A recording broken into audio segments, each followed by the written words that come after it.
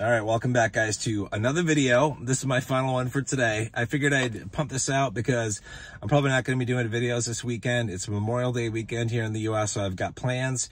But somebody, Andolfo, on Discord suggested this is a video topic, so I figured I'd punch it out. And his, the thing he brought up, what he wanted to know about is, do the emotions of fear and greed cloud your judgment during the bull run? And if so, and they do, I'll explain it. What are some methods for, I guess, mitigating those issues? And if this is especially if this is your first crypto run, your first time in Grayscale, you might not have experienced this kind of stuff before, because the gains you get in crypto are nothing like what you see in normal stocks. It's completely different, and it's exhilarating, and it's a huge thrill ride.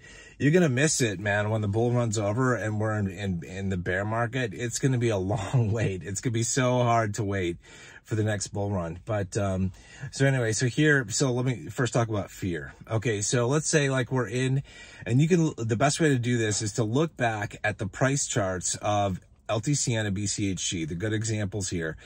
Throughout the course of the bull run, when things were pretty hot and heavy, there were periods of time when the prices of those trusts dropped significantly. Okay, for a couple of reasons.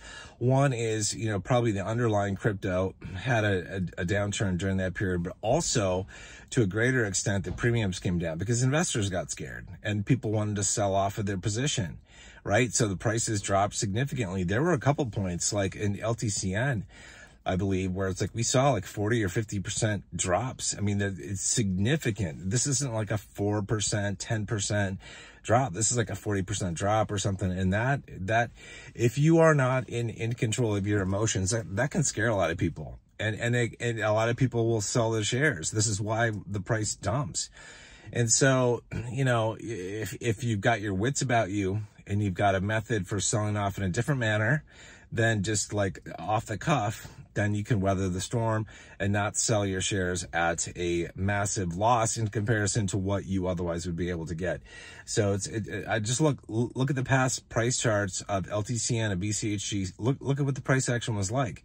Imagine being in, those trusts at that time with your portfolio and seeing it go up and down, every day, every week, sometimes very dramatically. That's what it can be like. And LTCN, for the most part, was pretty stable last cycle. There were some, pretty big sharp downturns, but for the most part, it was pretty stable in comparison to BCHG last cycle. So anyways, you got to be in control of your fear. Otherwise, you end up selling, maybe too early. And it's still, you're probably still going to end up with a pretty decent profit, even if you sell during a big crash. Based on, compared to what you bought into those trusts at, but still it's like you can kind of lose your shirt in comparison to what you can get if you sell when prices are higher. So you gotta watch that. So greed, let me talk about greed a little bit. Some people say this on Discord, like they're not going to sell any shares of LTCN, for example, until it hits $2,000 per share. Well, this is like, you can't be too greedy in the bull market, because what if, for example, those prices never come?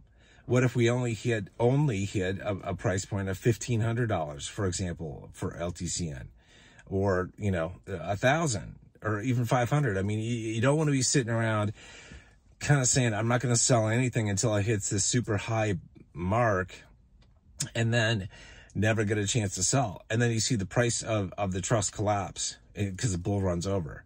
And maybe the bull run for Bitcoin Cash and Litecoin, the native cryptos, might not be over, but it might be over for LTCN and BCHG. I mentioned this in a previous video where, you look back at the price chart, for example, for LTCN, that thing cratered. It was a lot, in the spring of 2021, I think it was like May or June, it cratered by like 90% because the premiums came off. You do not want to be holding onto your shares, hoping that you can see some super high price point and then never see those things come around. You lose out on the opportunity. You could have sold it at the 1,500 or 1,000 or 500. It's still gotten a really great return, but you didn't. And now the price point is at $30, for example. It's like, you don't want that to happen. And that could happen. That could happen. That could absolutely happen. So you gotta be in control of your greed. Like, greed is good to a certain point, but don't be too greedy. Diamond hands are good during the bull market or the bear market and the period leading up to the bull market. But in the bull market, you do not want to have diamond hands and just hold on forever for some super high price. I mean, if you haven't seen the movie Dumb Money, go watch it. This is about the GameStop saga. It's like there were people that, you know, the price of GameStop stock was just skyrocketing and they just held on, thinking it was never going to end. The game was never going to end. It was just going to keep going higher and higher. They never sold anything. And as a result, they lost out big time. It's a stupid move to do that. Just don't do that. You got to be in control of your greed or you're just going to get burned. Like, that's probably what's going to happen. You're probably just going to get burned and you don't want to get burned. So I'm trying to help you not get burned. You know, so how do you control fear and greed? Well, I think the biggest thing for this is, like, you got to come up with a game plan in advance, what your price targets are, what your price points are for when you want to sell, and use those as general guideposts, like what you're going to stick to, you know. And, you know, it depends on the methodology that you're looking to sell, like that. So for me, I have an easy job actually this cycle, because I'm selling shares basically every day of the cycle. I'm assuming that I'm going to get like 6 months worth of trading from when things take off to when I'm done. So because I want to be done, you know, before May of 2025, because that's, you know, it was around May of 2021 is when things ended for LTCN and BCHG, and I do not want to be holding shares at that point. So I want to be done, you know, within 5 months. So what I do is I say, okay, well, that's like, or 6 months, that I say, okay, well, that's like 6 months is about 120 trading days plus or minus. So what I could do is divide up the number of shares I have of LTCN, for example, divide that by 120 and say that's the number of shares I'm going to sell every single day, regardless of what happens with price action. Okay, that is the super naive way to do it. It's just like, just get it done no matter what happens in the market. I'm going to sell X number of shares every day. I'm going to do it a little bit differently than that, a little bit better. What I'm going to do is I'm going to say, okay, 120 trading days is when I want to basically liquidate my entire LTCN holdings. What I'm going to do is say 120 days, I'm going to actually divide the number of shares I have by 150 instead of 120. The reason for that is this. On days when we have, let's say, downturns in the price, like the price goes down significantly, I'm going to sell fewer of my shares than I normally would. And when the price goes up beyond, you know, what I think is an average price or in the bull run, well, then I'm going to sell more. And I want to have more to sell so that I can still sell more on days when things are really good and still sell continuously over the course of the bull run up until about May, because I don't know when the high price point is going to come in the cycle. I don't know. I have no idea. Nobody does. It might come early, like it might be in like November or December. It might be in February or May. I mean, we have no idea when the highs are really going to come into play for these trusts. So that's kind of my game plan. And that allows me to be just sort of like a set it and forget it. Like, I've got a game plan. It's like, here's the plan. I'm going to start selling every single day. I'm going to sell X number of shares, and I'll sell fewer shares per day if it's a down day, and I'll sell more shares if it's an up day. All right. So up significantly. So that's my game plan. If you're not selling every single day of the bull market like I am, then just, you know, use a similar strategy potentially if it makes sense for you. And just say, okay, well, you know, when the price hits X dollars, you know, on a particular trust, and then sell off every day when it's hit that price, sell off, you know, X number of shares or X percentage of your portfolio, and do something like that where you've got a game plan set up in advance, because it's going to be, guys, it's going to be crazy. Like, it's going to be euphoric. Like, when things launch, I'm telling you, like, you look at the LTCN price chart, especially from last cycle, there was about a week period that the liftoff really happened in. It was about a week or so where things really took off, and things can change dramatically in a week, 2 weeks for sure. At the start of the bull run, it's like you're gonna see your portfolio skyrocket probably if we see a repeat of, you know, what happened last cycle, and I assume we will, and probably hopefully even better, like hopefully with even better premiums than we had last cycle. And I think that will be driven in part by the ETFs that are out there for Bitcoin and for Ethereum, and additional interest is coming in to the trusts as a result, So, and a lot of people know about these trusts. Way more people know about these trusts this cycle than they did last cycle, because they were either in it before and they told friends and coworkers, or, people have seen my videos or videos by other people. A lot more people know about these trusts this time. So I think the premiums are going to be higher, honestly, this cycle. I would be surprised as hell if they weren't higher. Like if we didn't have at least 10x premiums on LTCN and at least 7x premiums on BCHG. I'm thinking we're going to be higher on both of those, which would be a really, really good thing for us. But yeah, anyway, so it's going to be crazy. And when you're in, like, if you when the bull market starts, you're probably not going to see $2,000 LTCN right off the gate.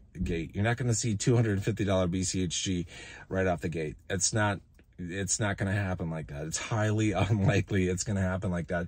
So you're going to have to wait. So the question is, like, if you want to wait for the best prices, like, how long are you willing to wait? And at what price points do you start to sell off a portion of your shares? You just have to do that. Come up with a plan. Everybody's method, everybody's plan is going to be a little bit different. I explained mine. It's a real simple one. It's not the most ideal. Like, I could make more money if I waited to sell my portfolio, till when we hit higher price points. But when we get to a point where it's like we have pretty good prices on LTCN, man, I'm going to be going, full bore. And that, for me, it's like, I'll probably start, selling LTCN shares when we're at like somewhere between $200 and $300, maybe $250. I'll have to decide. I'll take a look at things, but that's probably when I'll start to sell shares, knowing that the price is going to go probably, hopefully, way higher than that, up to 500,000 beyond, based on what we think Litecoin itself can do, and with the premiums on LTCN. Similar type of thing with BCHG. So, I'll start selling fairly early in the bull run, knowing that better prices are going to come later, and that the shares that I'm selling early on, I'm not going to get as much for them as well what I will get most likely for them if I were to sell later. I don't know how much later, because nobody knows where the price action is going to go, but that's just kind of my method for doing that. So just to employ something that, just plan. Like, this is why planning is important. Like, this is why they say selling is an art. It's like, you got to know when to sell, and nobody knows when the tops are going to come. It's only in hindsight, looking back at a price chart, where we could say, well, these were the ideal places to sell, or this time frame would have been the ideal time frame to reverse DCA out of the trust. We don't know that in advance. We'd all love to know that. We'd all love to have a crystal ball and be able to see that, to plan our exit. But you got to plan your exit, and it's by planning that it allows you to not screw up, at least screw up as much as if you don't plan. Because when you don't plan, that's when you're just running from the hip. Like, it's like you're running gunning from the hip. No, I think it's running. I don't know what it is. And you know what I'm talking about. Yeah. You're just like, you don't have any direction, and if you have no plan and you're not ready for stuff, it's like, it can be overwhelming. Everybody has different methods and ways they're going to cash out. There are going to be some people that cash out when LTCN hits $100. And in my opinion, that's like too early, but for them, like, if they got a good profit, good for them. But it's those things like, knowing that the bull run's going to last a while, several months probably. You got to kind of plan that. And that's why I've talked about methods before in previous videos I put out, things that you could do. Like, if you want to sell 10% of your portfolio today or this week, and then you sell 10% of what's left next week, and then the next week you sell 10% of what's left, etc., until you get down to basically nothing. That's one way of doing it. But just have a plan for, how you want to exit and how you're going to sell. And just stick by that. Otherwise, and don't get caught up in the ultimate greed. It's like, if Like for the people that are refusing to sell LTCM, for example, until it gets to a $2,000 mark, I wish them the best. I hope we hit those price points. I really do. But there's no guarantee. And it's like, it's not a good method, in my opinion, to planning your exit strategy, is to wait for like a super high number. You should not do that, in my opinion. And none of this is financial advice, as per usual, just the dude in my Jeep. So, yeah, that's just kind of something to think about. And just, don't, be in control of your fear. Look at, like I said, the price charts of LTCM and BCHG from last cycle.